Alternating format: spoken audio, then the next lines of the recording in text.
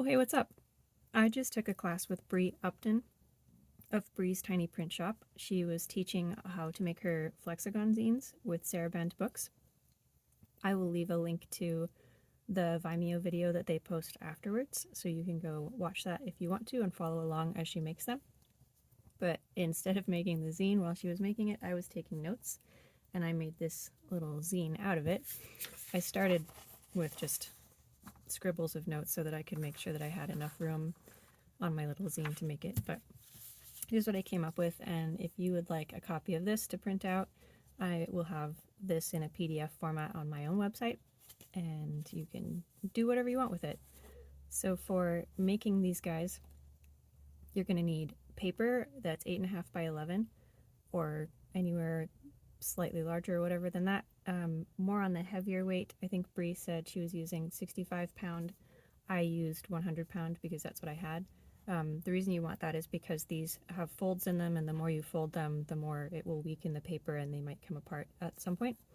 You will need scissors or a guillotine cutter, a ruler, glue, and whatever you want to decorate your zine with. So the first step for that was we cut the paper into 8 4-inch by 2-inch rectangles. So you mark down 2 inches on one side and 4 inches on these sides, and then cut them out, and then you'll have these scrap bits at the end. And for convenience and clarity, I colored these pairs so that when we start going on to the folding portion, it's going to be more clear.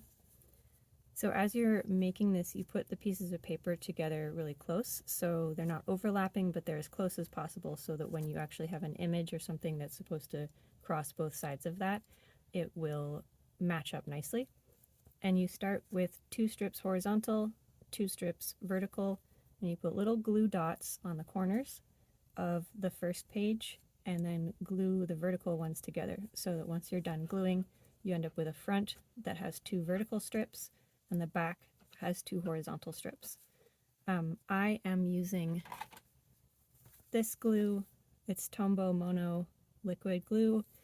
I like this a lot when I'm doing my collage zines because I can either make it so that it's just tacky, so if you put it on your piece of paper and then leave it somewhere to dry, it just becomes tacky and you can replace things around. So when I'm doing my collage things, I can pick it up and stick it back down before I actually finish my final product. So here's an example of one of those.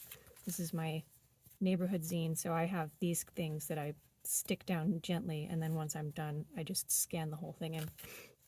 So that's why I like this glue. It's also, if you stick down your paper immediately, it is pretty darn strong, so it's pretty great. And I think it is also acid-free, which means it's not going to make your paper yellow.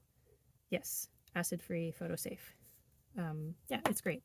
You can also probably use one of these guys if you want. They are not as strong, so in the process of making this, I would recommend you leave this to sit a little bit longer, because once you get to the folding portion, it will make it a little bit more challenging if your glue's not all the way dry. So once you've gotten that and waited for your glue to dry, you're going to start the first fold. And I've drawn it the way that it makes sense to me, so that if you're looking at the back, what you'll end up with is the back 2 horizontal ones will be folded so that there's a fold on either side that's 1 inch away from the short edge. And when you're actually doing the folding, you're going to be folding the long edges of this blue side in to meet themselves onto the back, so that once you're done, the back will look like this with 2 vertical ones, and the front will now have a little bit of the vertical ones showing on the outer side, and then a square in the middle for each of the original horizontal ones. And as you can see, I've colored that so you can see better how that works. And then you kind of just keep doing that. The next step, you start same way with that front side. This time you're going to put glue spots not only on the 4 corners, but also in the middle of the squares. And you'll be lining up your next set of of paper horizontally and sticking them on those corners, so that the front will look like this with the yellow paper, and the back will have my blue paper so that it's vertical. And then again, probably want to let the glue dry. While you're doing those, once you've gotten your folds, you can use your fingernail or a sharper edge to make sure that you have really nice creases.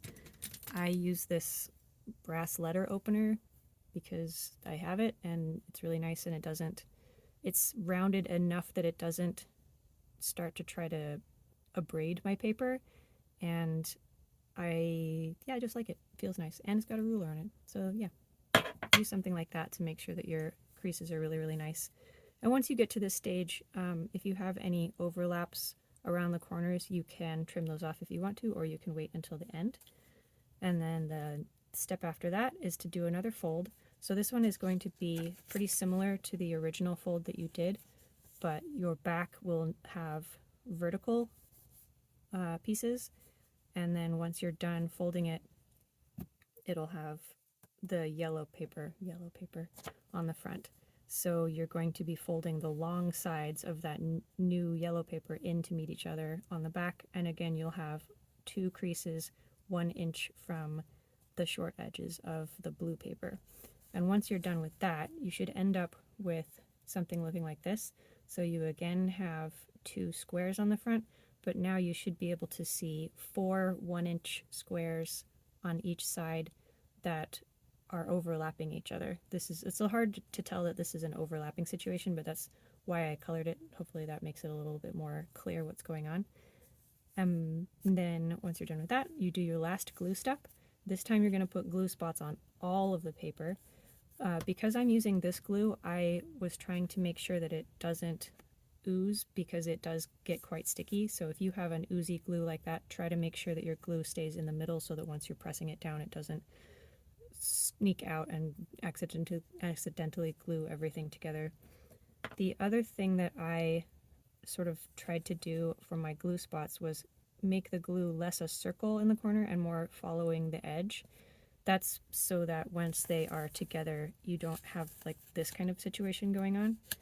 So if you try to make sure that it's right there on the edge, once it's glued back down again, it'll sort of be as if it's one piece of paper instead of have a little bit of a flappy edge.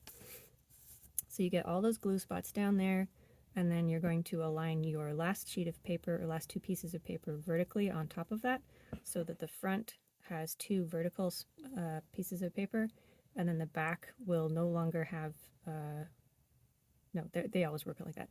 And then the back will have 2 horizontal pieces of paper.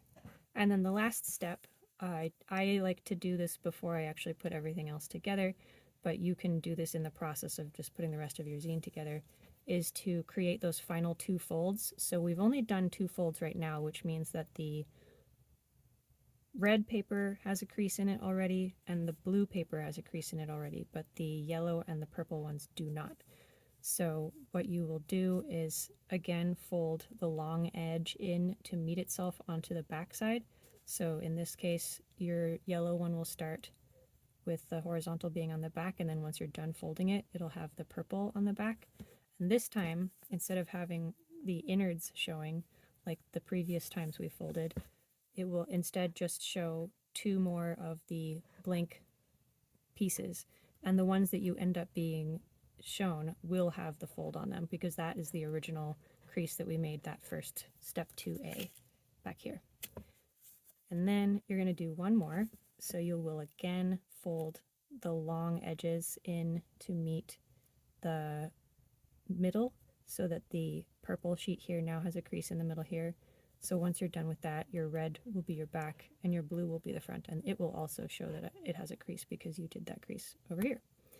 So all that is done. Once you have that, you should have one where every time you flip up and fold it, you'll get the next piece of paper, and you just keep going around and around in a circle. So here's the one that I made for my class. As you can see, it does the flippy thing. So yeah, like I said, this is a 100-pound paper, so it's on the thicker side, but I don't seem to have any problems with it, at least not yet. It wasn't too difficult to fold.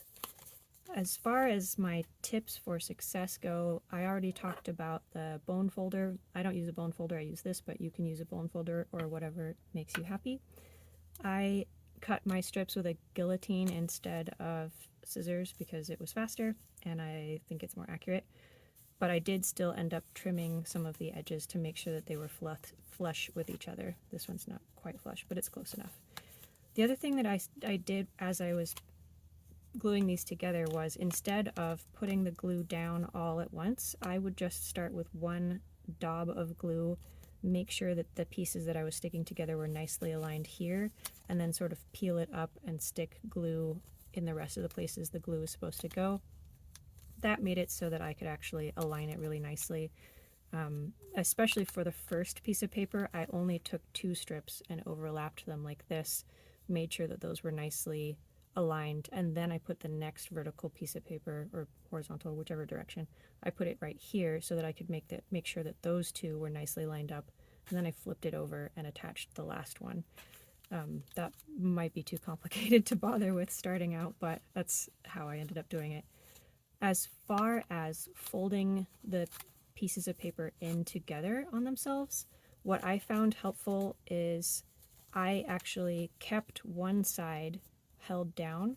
So this vertical side I kept held down, and so this would be as if I was looking at the back in my drawing here. And then what I did was I would look at the top and then try to make this corner match up with this corner, while at the same time trying to keep this as straight as possible here. So then I would just like gently pinch here, and then I could let go of this corner back here and smooth down that crease that ended up back there, and use my brass thing. And then I would end up coming forward here and making just this half crease here. And then I'd flip it over and do the same thing. Start back over here, try to make these 2 corners match up, and then make the crease, and then bring the rest of it back over. And that ended up making it so that I didn't have to do a ton of re-trimming, and everything overlaps quite nicely, as you can see. So yeah, that's how I made this thing. And you should check out Bre's Tiny Print Shop. She makes super, super cute zines. I have some myself. I ordered them from her, and they are so cute. I love them.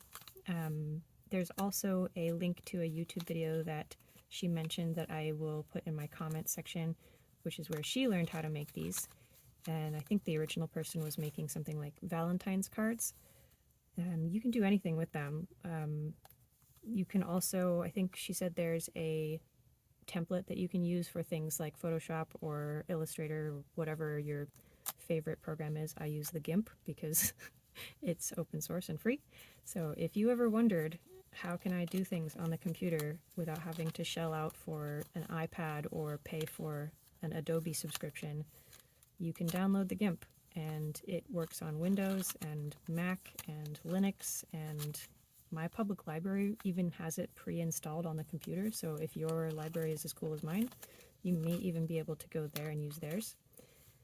So yeah, there's a template that you can use, and the template is mainly so that you can make sure that everything is aligned if you already have photos. I can imagine this might get a little bit challenging if you're doing something like in actual paper. Like, I think maybe what I would do is either glue it after this thing is done and then sort of carefully slice it in the middle, or make the pieces of paper in preparation, stick them together, and then glue everything down and, make sure everything works out correctly. I'm not sure yet, because this is the first one I've made, so we'll see how that goes. Anyways, that is all I have. You should definitely, again, check out Bre's Tiny Print Shop, and Sarah Band Books has a semi-regular zine lunch where different zinesters will show you what they're doing, maybe teach you about things, or just talk about their process and have all kinds of ideas for what kinds of zines that you could also make. Lastly, there are other things you can do besides just having 4 sheets of paper. So if you go and check out Bre's flexagons, sometimes what she'll do is add extra pages so that she can get like fold outs or little pockets and other kinds of things that you can put in there. So you could make like a double-sided fold out, and that would end up being something like you would glue a piece of paper here so that when you have that sheet, it actually opens like this. Sorry, that was harder to see, but yeah, so you would glue a piece of paper here so that you can open it, and then once you flip it, this whole thing goes back with it. Obviously, you would trim it down, not have a giant sheet of paper. yeah, go nuts. These are super cool and super fun to play around with. Happy zining!